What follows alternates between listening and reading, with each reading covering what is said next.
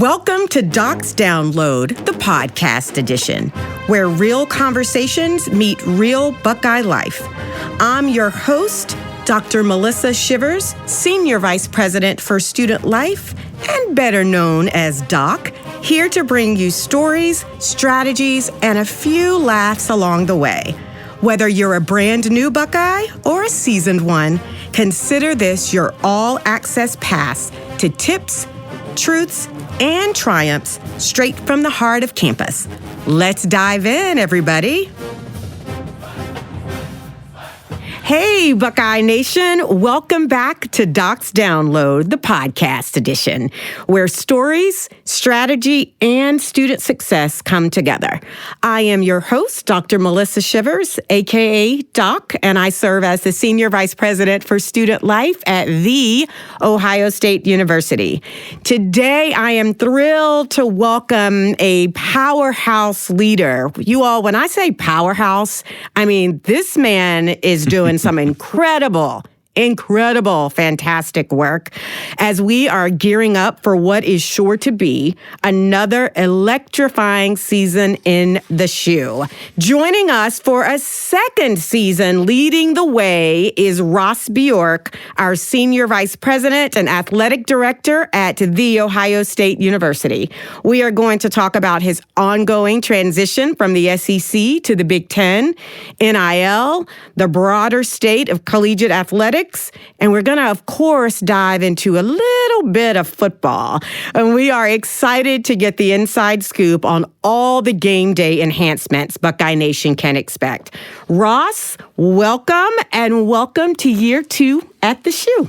Thank you so much. I love the title of your podcast, you Doc's like it? Download. Doc's Download. That was some creative thinking right there. That was. I have a great team. Great job. Absolutely. They are incredible. Yeah, thanks for having me, though. Of course. Absolutely. Thank you. And I so enjoy working with you as colleagues on President's Cabinet and all the collaboration that happens across our 2 units on many fronts that probably a lot of people don't realize. So thank you for the partnership. Well, I think it's always important, Ross, for us to remind people that they're student athletes, right. Students first, and our demonstrated continued partnership and keeping the student piece as the primary focus, I think is what probably makes this work. And we have pretty incredible teams. Absolutely. Who are fantastic. Yeah. So thank you. Yeah, of course. You're very welcome.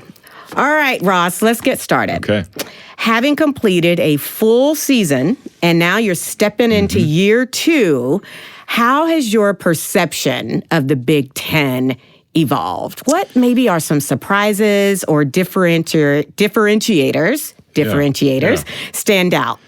Yeah, you and I both have similar backgrounds. We both worked at SEC institutions, and I was in that conference for 12 years, and, ton of passion, ton of excitement, ton of energy. Obviously the fan bases there, they're all in. No matter if you're at Ole Miss, which has a smaller sort of fan population in a small state, or Texas A&M, where we were for 5 years, which has a bigger, fan base. Everybody's all in. They're loyal. Here in the Big Ten, I think it's almost more generational, where it's deeper, if you will. The legacy. We're the oldest conference, especially among the Power 4 conferences. And so it feels like it's generational. It feels like you go back to my grandparents went to Ohio State, or my great-grandparents, or, somebody played football back in the 50s, and, they're an uncle or a cousin or whatever it might be. So it feels like it's a little more generational. I think the passion is very similar. Clearly the academic sort of profile of what we highlight in the Big Ten is something that we're really proud of. And again, I think that speaks to the long-term nature of the Big Ten, the legacy sort of history of the Big Ten. That piece gets highlighted quite a bit. The competitiveness. I think broad-based competitiveness of our programs is something we're proud of. I know here at Ohio State we have 36 sports.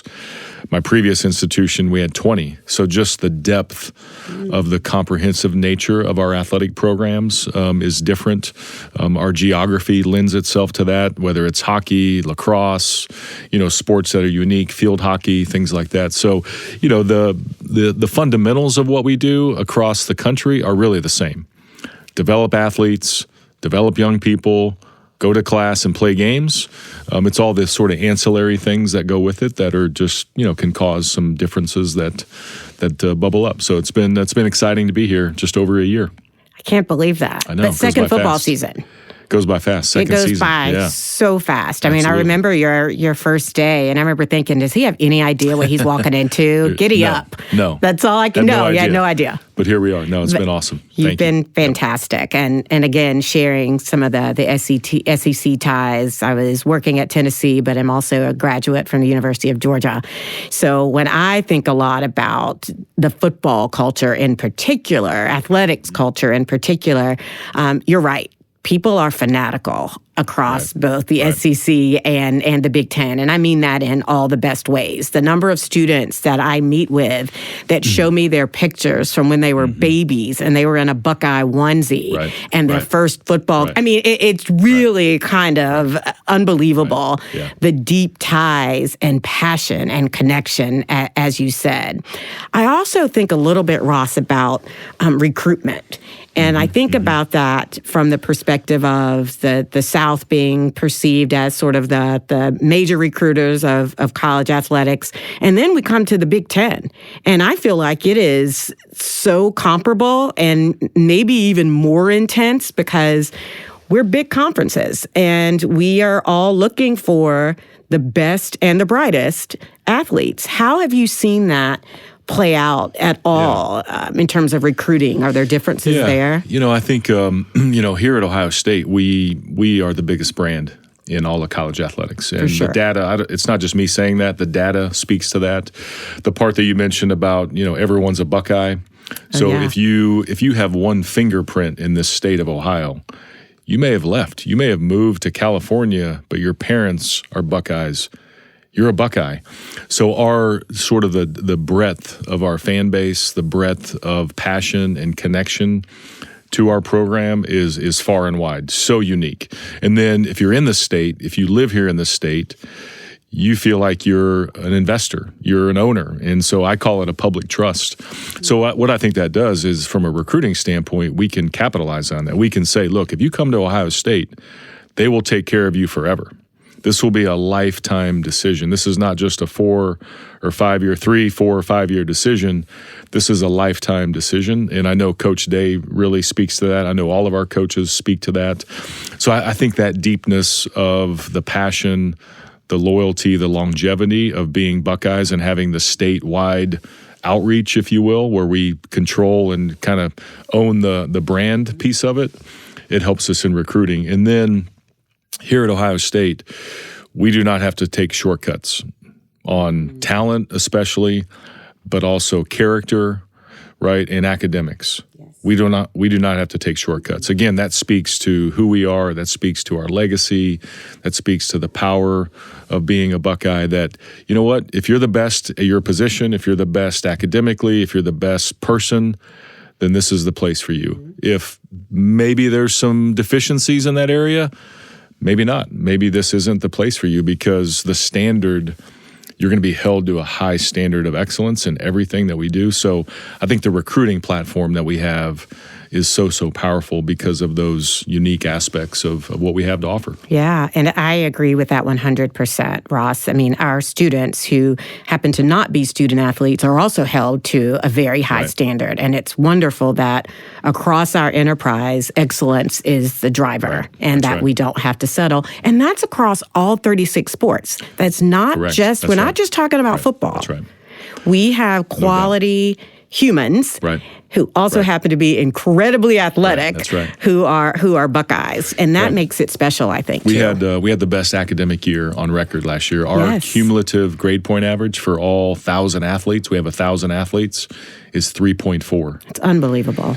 And we're really proud of that. And so they're great people, they're great academically, they're great athletes. It's really fun to be a part of this program. And several of them won championships or competed at the championship level, like the highest, as they were maintaining an average of 3.4 GPA. I mean, that's impressive. Yeah, if you just take our football team. Yes. We won the national championship. We had over a 3.2 cumulative grade point average of all 120 athletes on the team.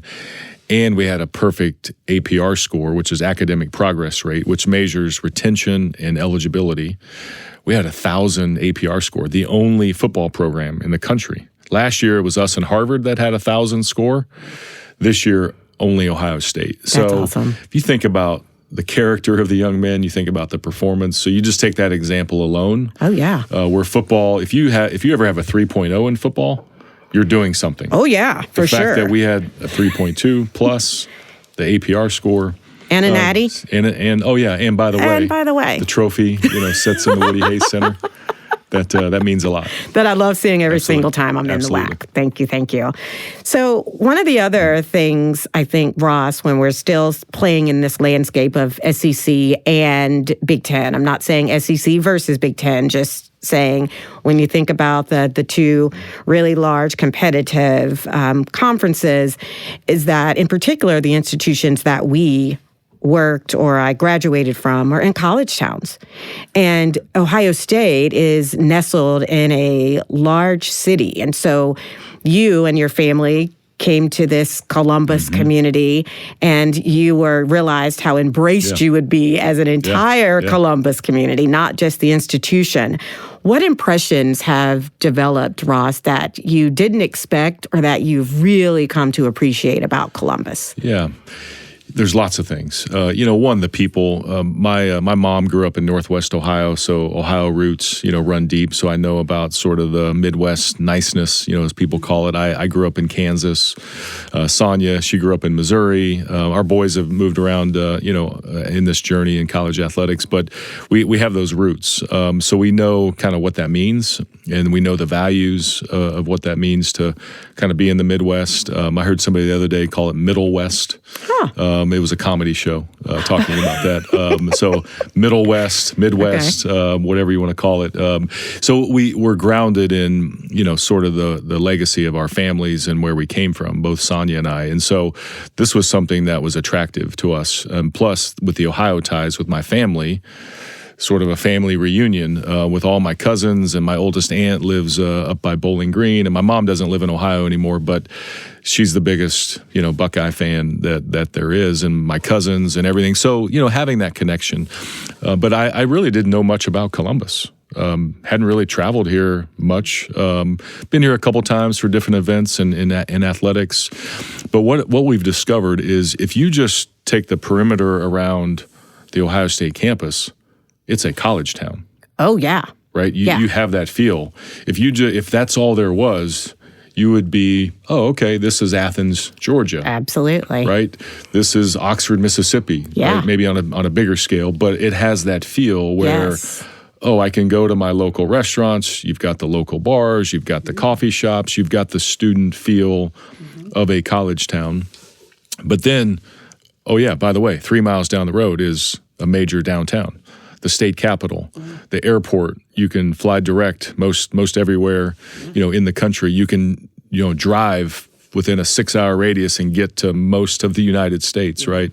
And so you take those elements. What I've described, people ask me the biggest surprise, and the way I've described it is this is a small town in a big city, meaning that relationships matter. That speaks to the small town piece of it, where everybody knows everybody. I mean, I can run around this town and I bump into people that I know already, which is really cool. And you're thinking, wait a second, we're in a 2 million person city. How is that possible?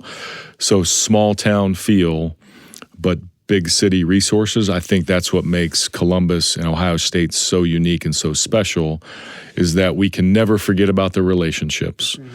But we have the power of the city to say, okay, there's no ceiling here.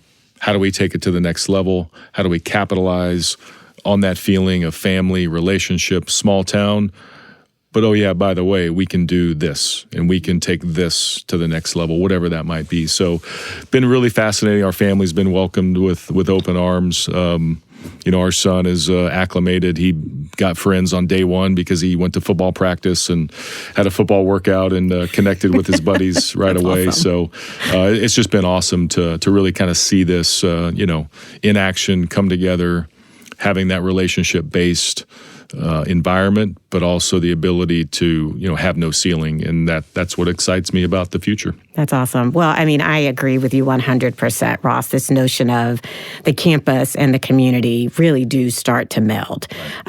People in Columbus love Ohio State, and so we tend to be welcomed and supported no matter where we go. And that's pretty special. That doesn't happen everywhere. And so I'm thrilled to hear that you all have had such a great time. What's your favorite restaurant?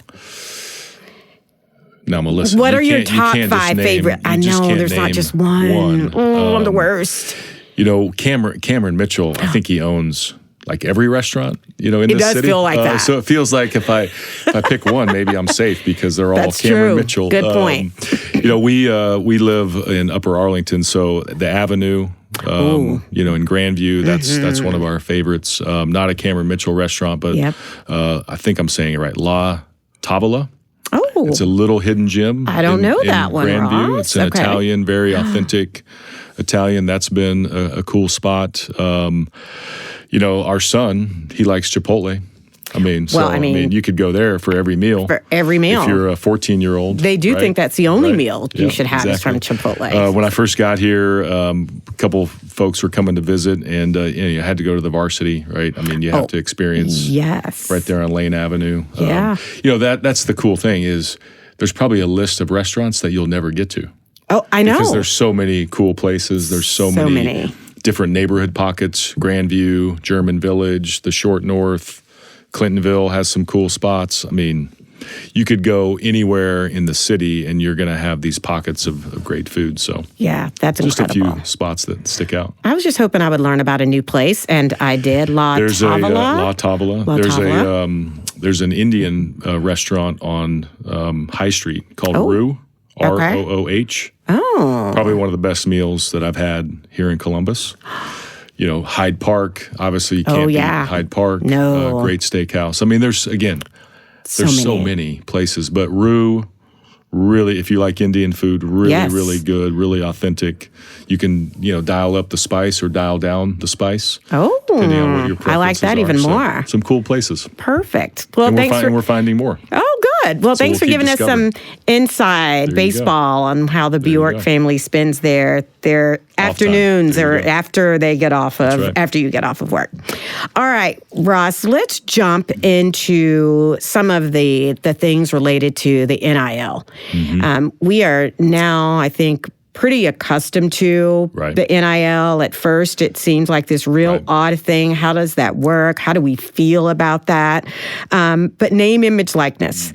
It has certainly evolved and has certainly feels like it's become more normalized. Would you agree with that perception? Yeah. When all this came up was 2021, right? And everybody, it's been that long. So it's been 4+ years. And you're right. Everybody was taking a sort of wait and see. What does this look like? How does this work? I think when all this came up, we thought there'd be you'd have your local endorsement, environment, the hometown hero, hey, I can do a camp, I can maybe do an ad with a car dealer, I can represent a pizza shop or something like that. And then we thought there'd be the high profile national, endorsers like a Jeremiah Smith. Caitlin Clark had a big presence when she was at Iowa playing basketball. And then I anticipated there'd be some environment around donors and boosters. Sure. We had no idea what that would look like. That morphed into the collective world. And so, I believe you're right. Has it been more normalized, acceptable? It's part of the new landscape. There's no question about it. But really back to what you said earlier, we can't forget that we are going to go to class and get an education, and we'll play games. Correct. Like those are the two kind of anchor points. Yep. Everything in the middle of that has completely changed. The business relationship between the institution and the athlete, meaning what is the financial relationship between the athlete and the institution? That has all morphed and changed. We're being governed a lot by the courts, right? The courts have dictated that we have to do things a certain way or restrict how we do business because of a court order.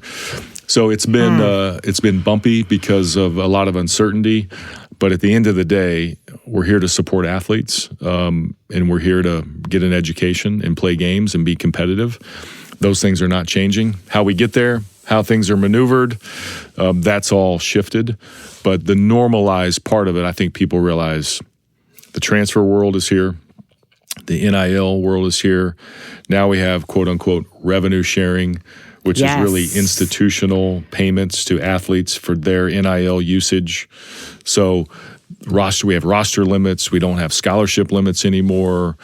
The fundamentals of all of those things have all shifted over the last couple years. So we just got to continue to evolve and adapt. How do you keep the student athlete first, Ross? Because they are now navigating a space as an 18-year-old that perhaps they didn't also plan to enter. I guess now, since it's been 2021, those that have graduated since then have walked into the NIL world space. But what do we do to help educate and support the students in this process? Well, fundamentally, the rules that have not changed are academic eligibility rules. So athletes have to be in class. They have to have a certain number of hours to be a full-time student to play their sport.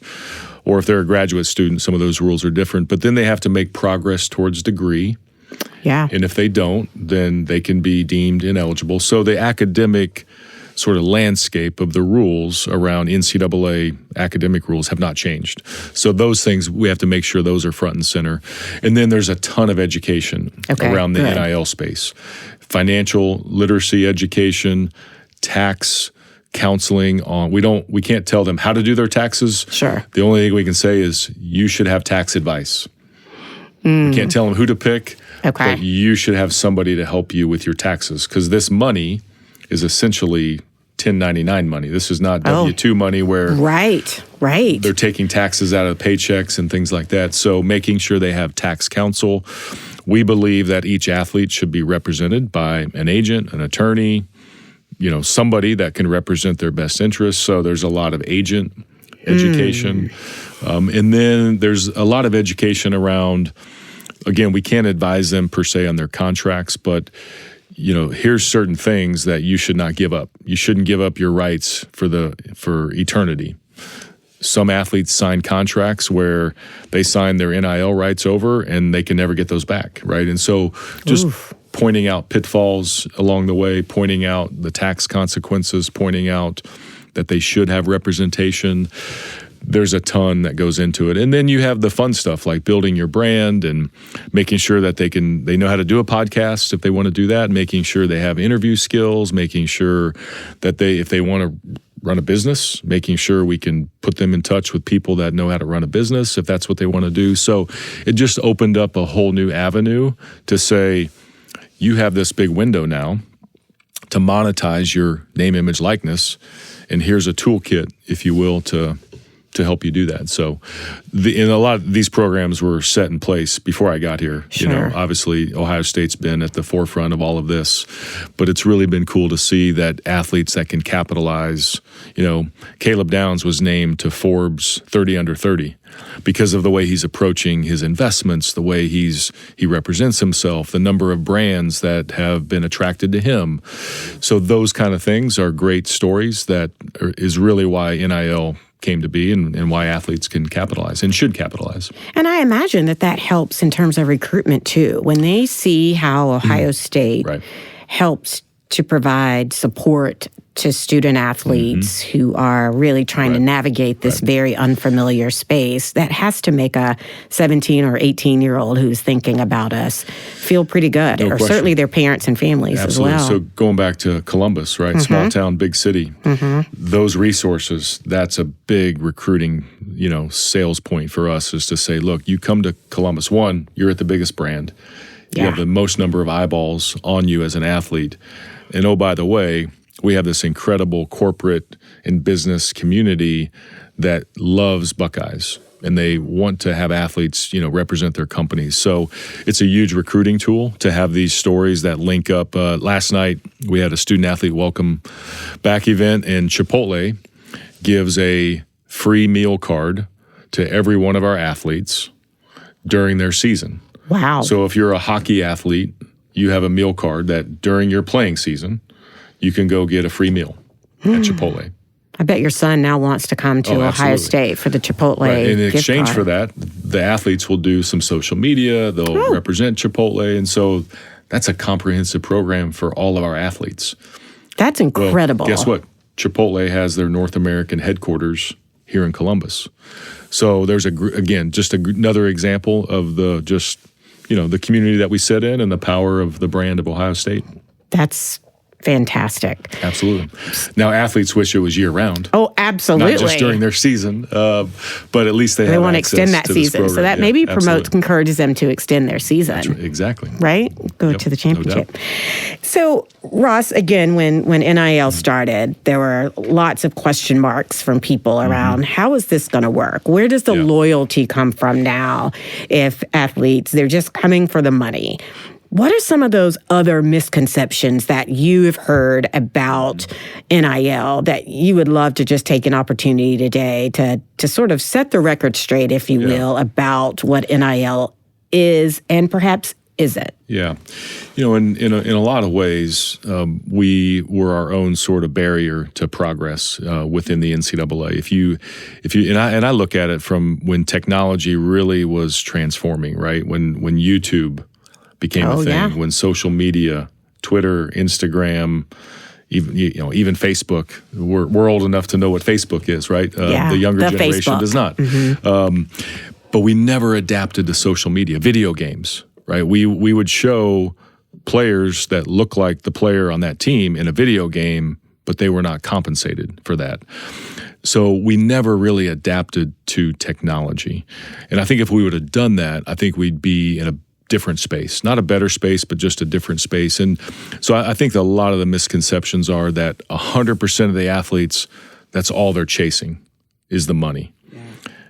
That's not the case. So in a lot of ways, we've governed to the top 1% to 2%, where the high profile athletes and the highly recruited athletes, maybe that's part of their, mission, if you will. But 98% of our athletes, they just want to come here, have fun, go to class, meet friends, play games. Do they want money in their pocket? Everybody does, right? Sure. Who doesn't, right? And so can they capitalize on that?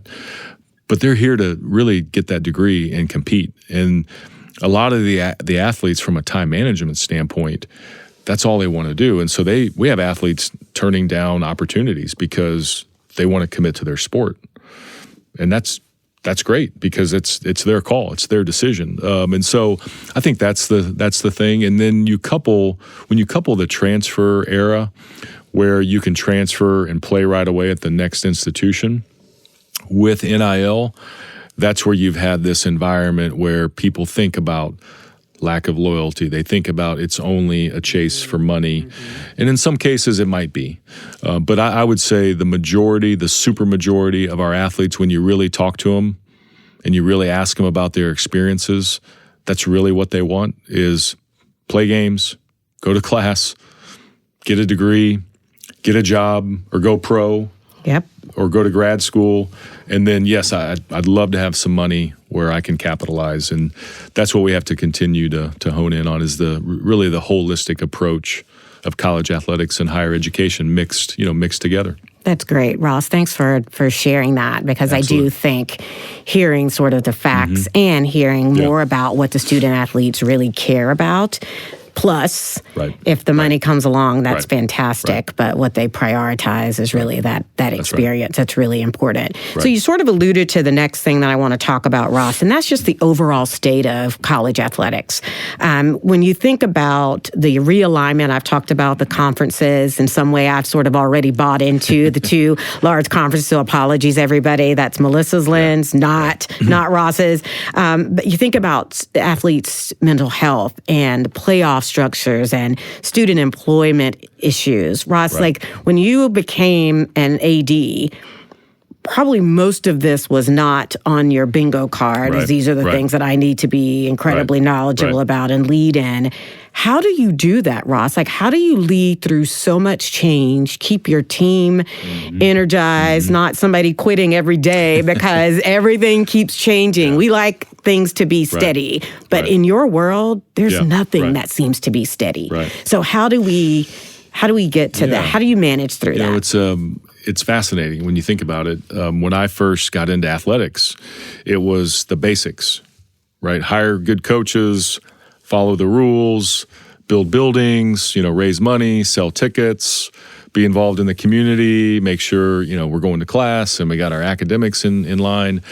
Those are kind of the big buckets, right? And then as the money grew and as television contracts grew and coaches' contracts, the money just escalated. And then again, we didn't adapt as an enterprise to all these changes. And so I remember when I first became an AD at Western Kentucky in 2010, there was a discussion around what was called cost of attendance.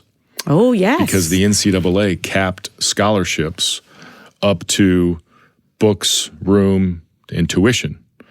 But as we know, students are able to, if they have a scholarship, an academic scholarship, and the university's always calculated, hey, this is what it costs to live here, above and beyond your scholarship. The NCAA restricted that. And so I remember a discussion around, well, we should provide a $2,000 stipend called cost of attendance. And people lost their mind. We can't afford this. It'll bankrupt college athletics. Even folks in the Big Ten talked about, we can't survive in this era because, well, then we got to a place where we did approve cost of attendance. Everybody was fine. And then we got to a court case where they basically said you have to provide an academic award, which is $5,980. And everybody thought the industry would go away because of that. Well, we adapted. So each time we have adapted. So my approach has been with all these changes, and you really go back to 2020, you think about when we had to shut down because of COVID, and then we had social unrest, and then we had name, image, likeness, and then we had conference realignment, and then we had court cases, and we're pursuing Congress. We had the transfer world. We have sports betting. I mean, I could give you a list across this whole table. I'm exhausted. Right. There's a lot. And so what you have to do is you have to, one, rely on experts to help you guide. We can't do this alone. So what I've tried to do is stay extremely informed about all of these matters. So I'm educated. Try to stay organized, meaning do we have the right people? Do we have other people working on this? Are we getting the right intel? But organized around the information, and then just communicate. And sometimes communication is, I don't know yet. I don't have the answer, but we're working on it, and here's the next steps. Part of the world we live in right now is we don't have all the answers because some of these things are being built. Some of the structural elements around the House case settlement, College Sports Commission, some rules set with the NCAA. The enforcement, though, sets with College Sports Commission. College Sports Commission is not fully built out yet. So we're still kind of in this bumpy era, but that's what we're doing. Let's stay informed. Let's stay organized. Let's not be chaotic. Let's not be panicked. And then let's communicate. And sometimes it's, I don't have the answer yet, but I know that somebody's working on these things. That somebody may be the conference, that somebody may be the College Sports Commission, that somebody may be us that's working on some of these things. But at least to be able to have assurance to our coaches that, look, we know it's bumpy, we're working on it. That may be the answer. So that's how we've tried to handle it, is just be thoughtful, organized, communicate the best we can. But you as an AD in today's world, you have to know probably a little bit about a lot of things, where before you probably could know a lot about a very narrow pathway, like I mentioned earlier. Now it's so complex that you just have to stay on top of it. And then if I'm panicked, guess what? Everyone else will be panicked. So the one thing that I've always had this is never too high, never too low. So if I'm running down the hallway with my hair on fire, guess what everybody else is going to do? Oh my God, if he's acting that way, it must be really bad. So you've got to just have this measured calmness approach that, look, we're going to get through this and we're going to come out okay. Ohio State will always be on the right side of the equation, whatever that equation is, because we're Ohio State. And so just keeping things in perspective is what we try to do every single day. Well, again, I get to watch your work up close and personal, and the way that you have led through some of these challenges just in your short tenure here, but the fact that you were working on some of this even prior to coming to Ohio State, you have a great team. Yeah, you have an amazing group of folks that are so dedicated to student athletes and wanting to get it right. That kind of culture doesn't just happen. That kind of culture is built. No doubt. And I think you've had that. You inherited a really strong culture, and that has continued. That's right. So kudos and high five to you all. And it goes back to no shortcuts, because you don't have to. Because you're Ohio State, you should never take a shortcut here at Ohio State, including culture, right? And so I appreciate you recognizing that. Yeah. Again, I'm still exhausted, but I really appreciate that. That list probably goes over the edge of the table because there's so many things, but we'll get through it. You always do. All right, Ross, I'm going to do some off-the-clock favorites for you. So you have just 5 seconds to come up with an answer. We're going fast. When Ross Bjork is not in the AD suite, what are your top 5 things to do to unwind? Work out. For sure. Sit in a quiet room and probably read a book. What are we reading? I like a lot of military, like either history or leadership lessons. So there's a guy that I follow, Jocko Willink. He's got some really cool books. Extreme Ownership is one of them. I'm a big John Maxwell fan. He's an Ohio guy. He's a Buckeye fan, by the way. Oh, didn't know that. Yeah. John's a great guy. We live in Upper Arlington, so kayaking on the Scioto, Griggs Reservoir, is something that's really cool. Sometimes it's just going for a ride. Get in your car, roll the windows down. That's what I love about, again, having living here in Ohio is you get fall weather, cooler temperatures. This week is really nice. And then otherwise it's just family time. Family time. Our boys are athletes. So you'll find me in the stands, wearing an Upper Arlington ball cap, cheering for the Golden Bears. Just being a dad. So just being a dad. That's the number one thing. But those are some things to unwind. I love that. Yeah. Thank you for sharing. Yeah. Thank you for sharing. All right. Well, the one thing that you all have probably learned today is that balance is not just a buzzword. Sounds like, Ross, you have a great recipe for that, and thinking about your commitment to athletics, your ongoing commitment to your student athletes. There's a lot that goes on behind the scenes. And I love the fact that you really allowed us to sort of pull back the curtain a little bit and talk about the facts of college athletics. We were able to sort of dig a little bit into the misconceptions and perceptions that people have. And what we know is that we'll have to consistently educate people, particularly as this landscape continues to evolve. I feel great about you being at the helm and leading us and guiding us. And Ross, it is clear that there's a lot happening behind the scenes, and we are just getting warmed up. Coming up in part 2, we're keeping the momentum going, diving into the kickoff of football, getting the inside scoop on all game day enhancements Buckeye Nation can expect. And I'm very excited that we are going to add a student voice. We'll be joined by our president of Block O. That's right, the heart and soul of the Buckeye student section. We'll get into what it's like for them to rep Ohio State like no one else. You are not going to want to miss this. Let's keep it rolling.